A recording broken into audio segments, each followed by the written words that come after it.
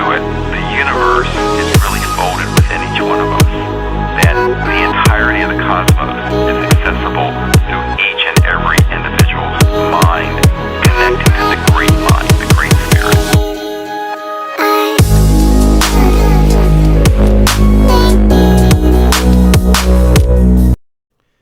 The thing behind this pandemic, it's that it's one of the most foreseeable crises to ever hit human civilization.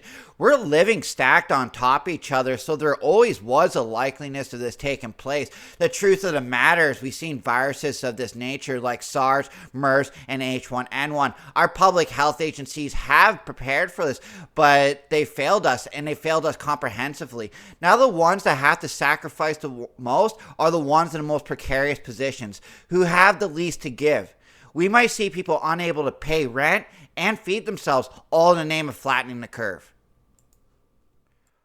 Right now, globally, we're seeing a government-induced economic collapse. We're seeing the institutions we're supposed to trust praise autocratic regimes when the information this regime is providing could potentially be false. Here's the chairman of the WHO. The Chinese government is to be congratulated for the extraordinary measures it has taken to contain the outbreak. Yet back in December, Taiwan warned the WHO of the coming pandemic. The WHO chose to ignore Taiwan.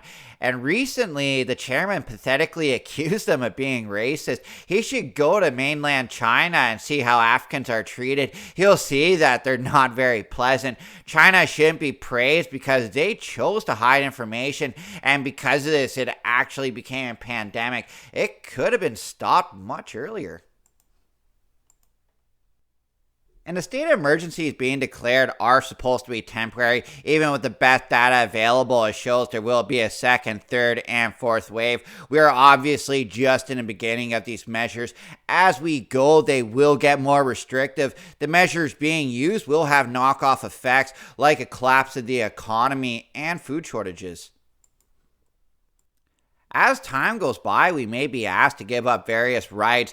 In South Korea, we're seeing contact tracing methods that use cell phone data to track the movements of its people, provide cell phone alerts for the most affected areas. It also helps them keep track of those who are infected and who may have contacted them. On its face, it does have a clear benefit, but according to experts, this level of contact tracing does not work on a pandemic scale because it's just not as accurate as they'd like it to be. This kind of technology can be used against us. And often we've seen these types of emergency powers born out of crisis, and they have a perfect history of abuse. And this is right down the board. The emergency never ends, and then it becomes normalized. Look at airport security, or look at the Bush-era warrantless wiretappings, what was supposed to be in response to a stopgap emergency known as 9/11. And media are the ones who normalize it by saying key words and phrases over and over, like social distancing and flattening the curve. And we've seen the media do the bidding for the deep state before, like when they said Saddam Hussein had weapons of mass destruction in Iraq. We have to ask ourselves, after the third, fourth, after the 16th wave, will these emergency measures still be employed? And history says that they will. What we're seeing is the architecture of depression, so we need to be wary.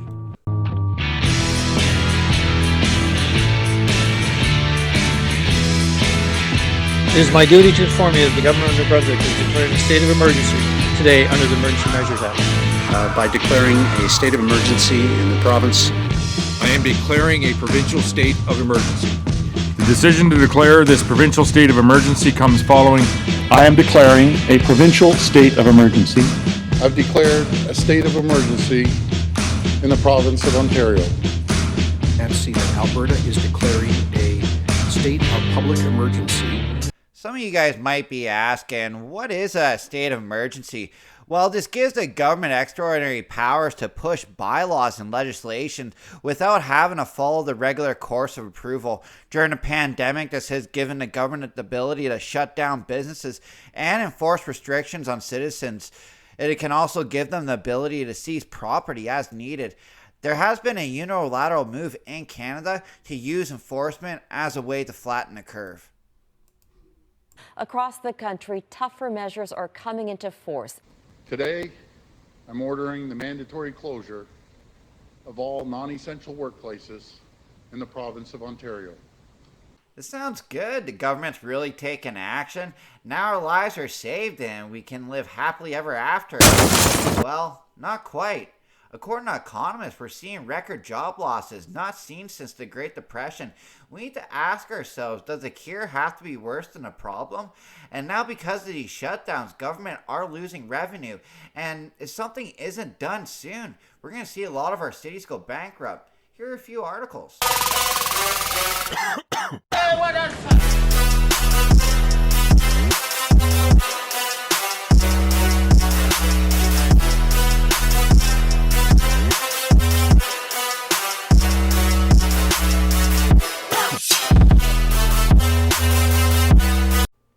Cities have lost their source of revenue, so really this is no surprise. I'm all for bunkering down for a couple weeks if this is what we need to do, but there needs to be a timeline, and we need to consider fighting this virus alongside reopening our economy. All our governments are telling us is it's not safe yet, don't come out. If people are forced to stay inside their houses and can't provide for their families, this will cause civil unrest. And if you think it won't happen to us, well, it's already happening in Italy and China.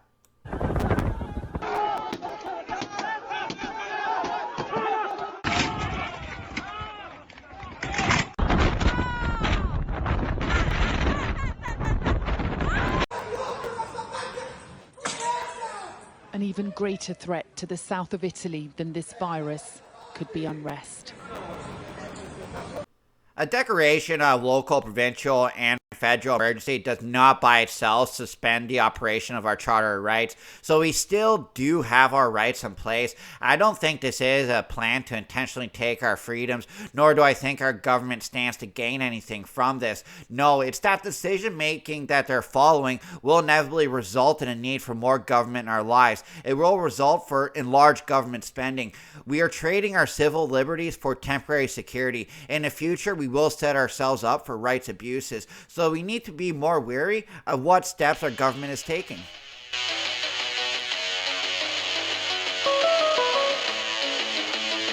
Section 33 in a charter rights is a notwithstanding clause, and if invoked, it can be used to take our rights. They can shut down freedom of speech and perform cruel and unusual punishment.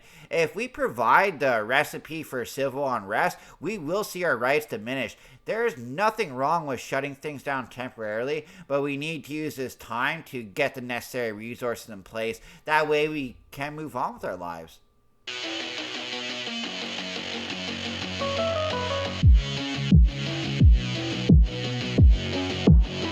But today, I need to focus on those who are not following public health advice. You can still go outside, but you walk to exercise, not to socialize. And one of the key things that we're doing wrong here is we're using modeling that's incomplete. Then we're using these substantiated numbers as a basis for shutting down our whole economy. Not only that, but we aren't including a public health effect of a broken economy. I should also mention elective surgeries have been canceled.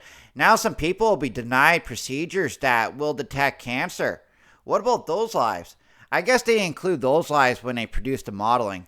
And if you don't believe me, well, here's an article from Huffington Post.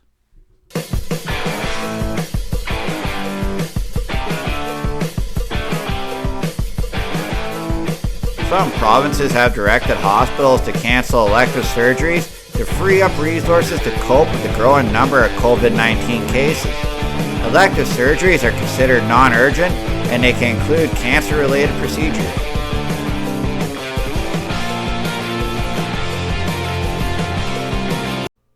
Just recently, we had modeling released for Ontario. It gives us a variation of different outcomes based on action taken by government. This was in a national post. These are different outcomes we could be looking at for April 30th. That with no interventions, we could see as many as 6,000 deaths with 300,000 cases. With current prevention methods, we could see 1,600 deaths with 80,000 cases.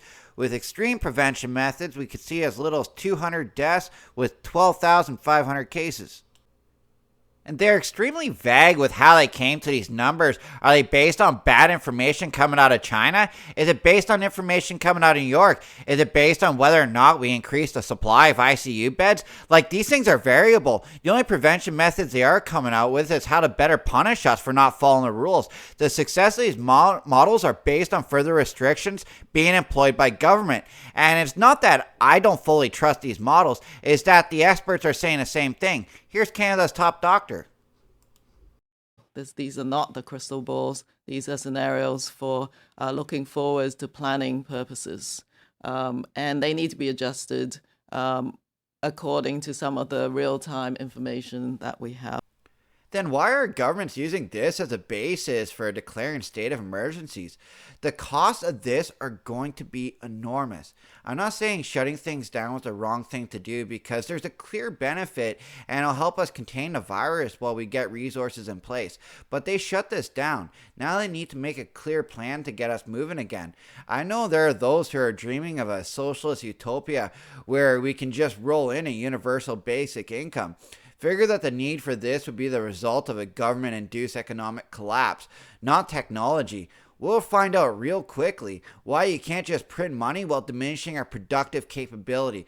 Like, shit, why didn't we just do this before? Like, why work? Let's just print money. The truth is, governments have tried this and they fail every time.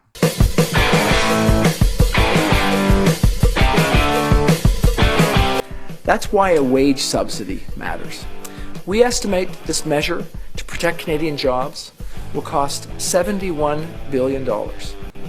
According to economists at National Bank, Canada is now in a deep recession. Canada shed more than 1 million jobs, pushing the jobless rate up to 7.8%. The true unemployment rate's likely higher. Another 1.3 million work no paid hours because of the shutdowns, but still consider themselves employed. Another 800,000 Canadians worked less than their usual workload. Another 219,000 had lost their jobs as the data is presented. If those people were considered, the jobless rate would be likely at 8.9%. And the government's not just going to be able to print money to make this all better. The problem, it goes much deeper. This has resulted in falling demand and decline in aggregate supply. While demand for activities is down as aggregate shifts faster than demand shifts left, we'll see both an output drop and rising price level on everyday supplies.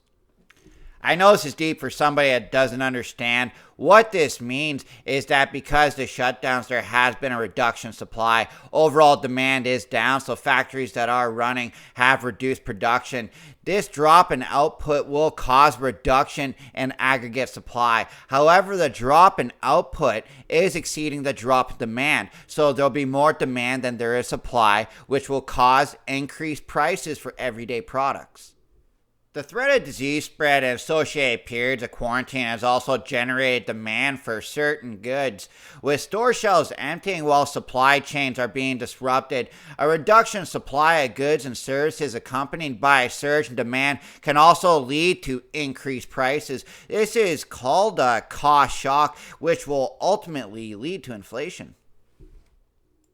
And disruption in the supply chains being felt all over the world. If we don't get things under control, we are in the midst of a major food shortage. This will cause prices to increase. If things don't get under control, prices will skyrocket. This will affect the most vulnerable nations. If you don't believe me, well, here's an article from Reuters.